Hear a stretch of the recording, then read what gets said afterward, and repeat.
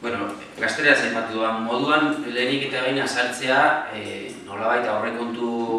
hauek egiteko eta lantzeko momentuan kontuan izan dela, kontutan hartu dugula legealdiaren hasieran zehaztu genuen legealdi plana, azken batean legealdi plan hori oinarrituta dago auzokideen herritarren aurrean aurkeztu zen hauteskunde programan eta gogoratu beharko genuen programa hori nolabait aurkeztu ziren programen artean babes eta laguntza gehiago jaso zuen programa izan zela eta beraz hori dela nolabait gure ibilbidea legealdi honetan eta hortan ari garela lan egiten hori bai delako azken batean herritarrekin daukagun konpromisoa eta hitza. Orduan legealdi plan alde batera eta bestaldetik argi eta garbi aipatzea aurrekontu hauek egiterakoan krisia sekulako eragina eduki duen dudarik gabe. Hori dela eta krisia dela eta krisiaren eragina sarreren jaitsiera dela eta argi eta garbi izan behar dugu aurrekontu gogorra eta murriz tailaren aurrean gaudela, noski, baina hala ere nik esango nuke gure herritarren behar eta eskakizunei aurre egiteko egokiak direnak ere beti getxoko zerbitzu eta politikei dagokion kalitate estandarrekin bat eginez eta hori azpimarratu egin behar dugu. Aurrekontuen jaitsiera krisiaren eragina dela eta nabarmena dela ikusita argi dago inoiz baino gehiago lehentasuna jarri behar dela mahai gainean eta alde horretatik aipatu da moduan lehenengo lehentasunen artean noski gizarte politikoen aurrera duen protagonismoa ukaezina da.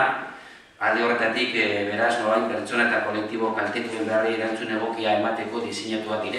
dira aurrekontu hauek dudarik gabe. Bestaletik aipatu ere jarraitzen dugula sustapen ekonomikoarekin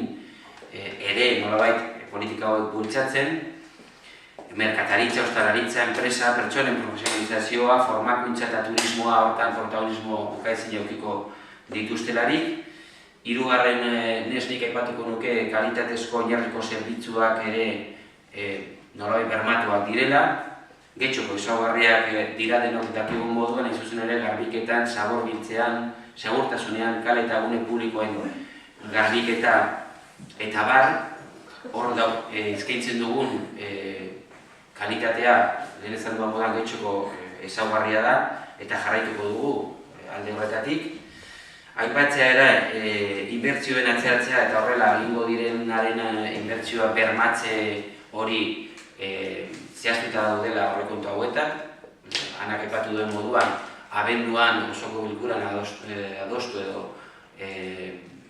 hartu genituen erabakien arabera getxo antzokiaren ejekuzioa pixkat eramaten da denboran eta hori nolabait urte honetarako pixkat erreztasun gehiago ematen dizkigu eta gero ere nik aipatuko nuke azken batean guretzako importantea ere delako kirolan, kulturan eta formakuntza musikalean getxok eskaintzen dituen zerbitzuak azken batean getxo kirolen bitartez, kulturetxearen bitartez eta Andersiasi musika eskolaren bitartez ere bermatu egiten direla aurrekontu hauen bitartez. Beraz, lehen aipatu da moduan, krisia duen eragina aurrekontuak baldintzatu egiten dute dudarik gabe, baina nik uste dute udalaren egoera ekonomikoa ona dela